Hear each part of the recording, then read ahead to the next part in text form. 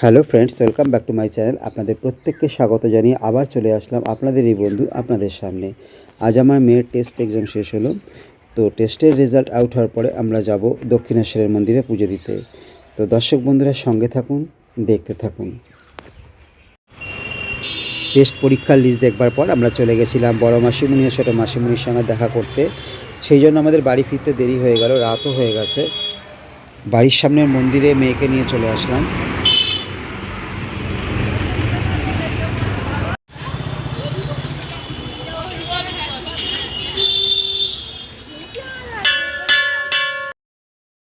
আমি আর আমার মেয়ে চলে আসলাম মেট্রো স্টেশনে। আমরা দুজনেই আজকে দক্ষিণেশ্বরে যাচ্ছি। টেস্টের রেজাল্ট দেখবার পর ঠাকুরকে মানত করেছিলাম যে ভালো খবর হলে দক্ষিণেশ্বরের মন্দিরে পরের দিনই পুজো দিতে যাব। কিন্তু ভেবেছিলাম আমি, আমার মিসেস, আমার ছেলে ও মেয়ে সবাই মিলেই আমরা যাব। ছেলের হঠাৎ জ্বর চলে এসছে, তাই ছেলে আর মিসেস যেতে পারেনি, যার জন্য আমি আর আমার মেয়েই যাচ্ছি দক্ষিণেশ্বরের মন্দিরে পুজো দিতে। ঠিক টাইম মতো ট্রেন ঢুকে পড়েছে প্ল্যাটফর্মে। খুব সকালেই বেরিয়ে পড়েছি আমরা। যাক, ট্রেন ঢোকার পর আমরা ভেতরে গিয়ে বসতে পারলাম, ট্রেন ফাঁকা।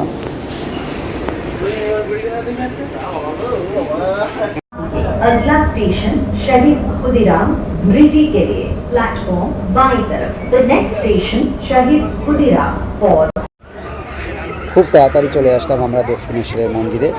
মন্দিরে এসেই প্রথমে কেটে নেব আমি ভোগের টিকিটটি। মন্দিরে আমি অনেকবারই এসেছি, কিন্তু ভোগের টিকিট কাটার আমার সৌভাগ্য হয়নি। সকাল 9টার সময় সেই ভোগের টিকিট দেওয়া হয়। এখন যাচ্ছি গঙ্গার ঘাটের দিকে, তো ওখানে গিয়ে হাত পা ধোবো, তারপরে ডালাঘরে যাব।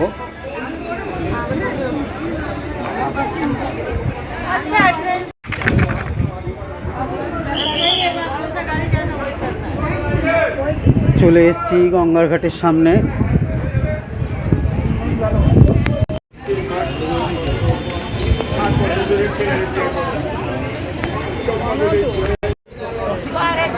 হাত ধর মাম্মা,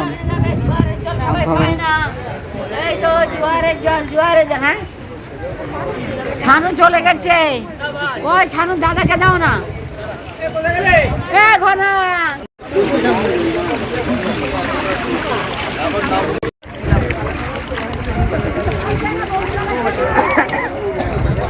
এবার নিচু হয়ে দুটো হাত ধো, হাত ধুয়ে মা গঙ্গা করো, বসো। মাথায় জল ছোটাও, 2 হাত ধো, 2টো হাত ধো মামাম, 2টো হাত ধো, ভালো করে ধো।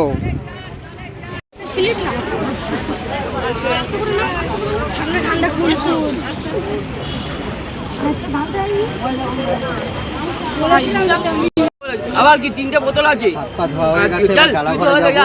10 টাকা যা।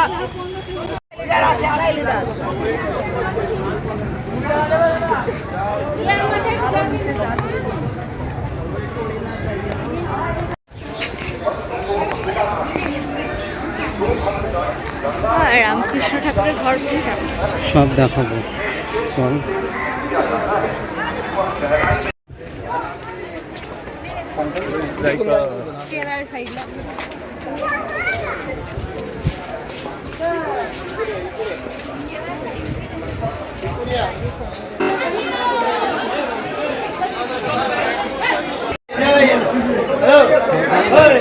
ডালাঘরের দিকে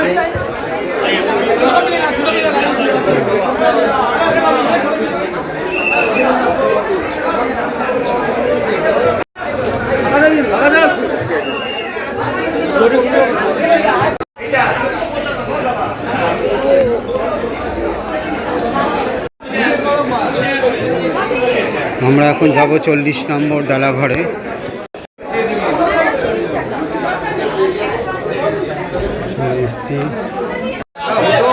মোবাইল চুরি হয়ে যাওয়ার জন্য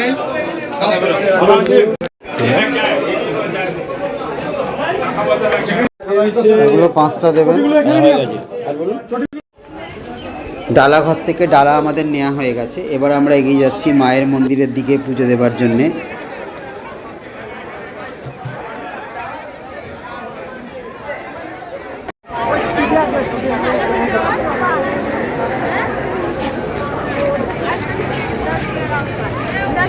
चल जाइए।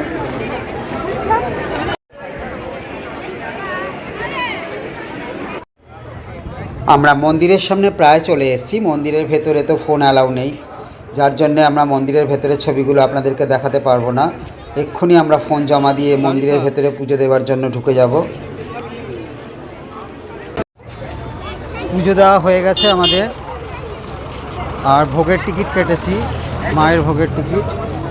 সেই ভোগ দেবে দুপুর 1টার সময়। আমি আর আমার মেয়ে মন্দিরের বাইরের দিকে ঘোরাঘুরি করছি। দক্ষিণেশ্বরে মায়ের মন্দিরে পুজো সেরে এবার আমরা যাব কুঠিবাড়ির দিকে। আমরা চলে আসলাম কুঠিবাড়ির সামনে। চলো।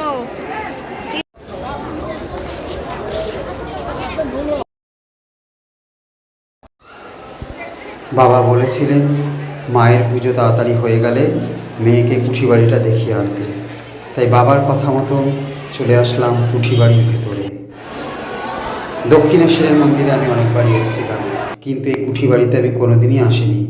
আজ এই প্রথম মেয়েকে নিয়ে আসলাম এই দক্ষিণেশ্বরের মন্দিরের কুঠিবাড়িতে। ঐতিহাসিক এই কুঠিবাড়ি গঙ্গামুখী পশ্চিম দিকের কোণের ঘরে যুগাবতার শ্রী রামকৃষ্ণ থেকেছিলেন 16 বছর কয়েক মাস। সেই সময় এখানে এসে থাকতেন রানী রাসমণি ও রানী রাসমণির জামাতা মথুরবাবু। বহু অজানা সাধকের আনাগোনা ছিল এই কুটির বাড়িতে। মামা এদিকে আসো, এখানে এসে দেখো। তিনি হচ্ছেন রানী রাসমণি। রানী রাসমণির ব্যবহারে শ্বেতপাথরের সিংহাসন হলো এটা। একসময় রানী রাসমণি এই সিংহাসন ব্যবহার করতেন।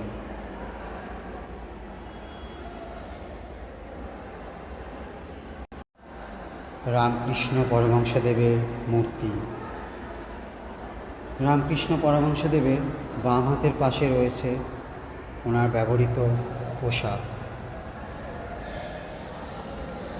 শ্রী রামকৃষ্ণ পরমহংসদেব এই পোশাক ব্যবহার করতেন। আর ডান হাতের পাশে রয়েছে শ্রী শ্রী জগদীশ্বর কালীমাতা ঠাকুরানীর খড়গ।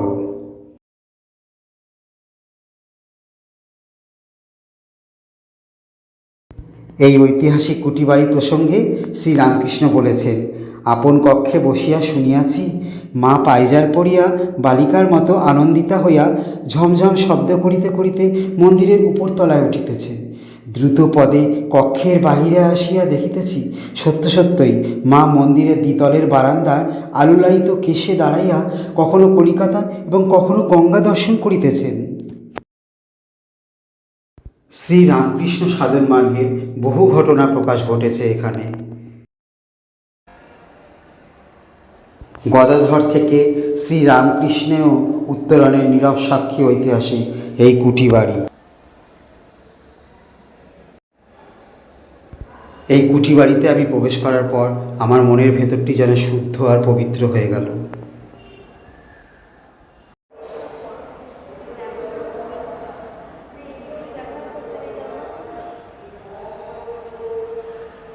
আমাদের কুঠিবাড়ি দর্শন হয়ে গেছে, এখন আমরা বেরিয়ে যাচ্ছি কুঠিবাড়ি থেকে।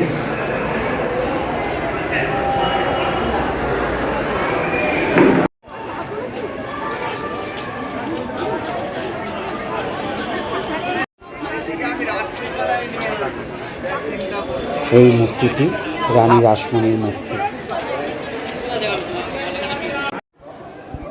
মেয়ে আমাকে বলছিল, পাপা পুজো তো হয়ে গেছে, 1টা বাজতে এখনও অনেক দেরি, চলো আমরা এখন কোথাও গিয়ে টিফিন করি, খুব খিদেও পেয়ে গেছে। আমি আর আমার মেয়ে এগিয়ে যাচ্ছি খাবারের দোকানের দিকে। মেয়েকে বললাম চলো কচুরি খাওয়া যাক।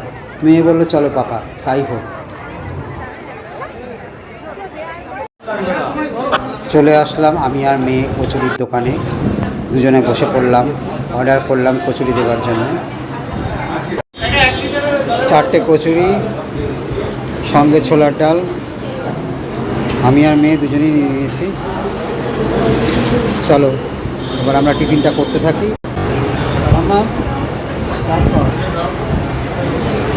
দর্শক বন্ধুরা, আমার এই ভিডিওটি আপনাদের কাছে কেমন লাগছে অবশ্যই কমেন্টের মাধ্যমে জানাবেন।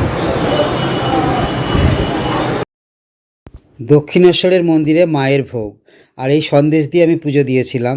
যেখানে ভোগ দেওয়া হয়েছিল আমার ইচ্ছে ছিল সেই ভেতরটা আপনাদেরকে ভিডিওর মাধ্যমে দেখাবো, কিন্তু পারলাম না। ফোন জমা দিয়ে আমাদেরকে ভেতরে ঢুকতে হয়েছে। যাক, এইভাবেই আপনাদেরকে আমি ভোগের প্রসাদ দেখাচ্ছি। আমি এই ভোগের প্রসাদের জন্য 3টে কুপন কেটেছিলাম। একটা বাড়িতে নিয়ে এসেছি, আমি আর আমার মেয়ে ওখানে বসে খেয়েও এসেছি। আমি বাড়ি থেকে টিফিন বক্স নিয়ে গেছিলাম, সেই টিফিন বক্সে করে আমি ভোগের প্রসাদ নিয়ে এসেছি। আজ তাহলে আসি, আপনাদের সামনে আরও নতুন নতুন ভিডিও নিয়ে আসবো। আপনারা প্রত্যেকে ভালো থাকুন, সুস্থ থাকুন। নমস্কার।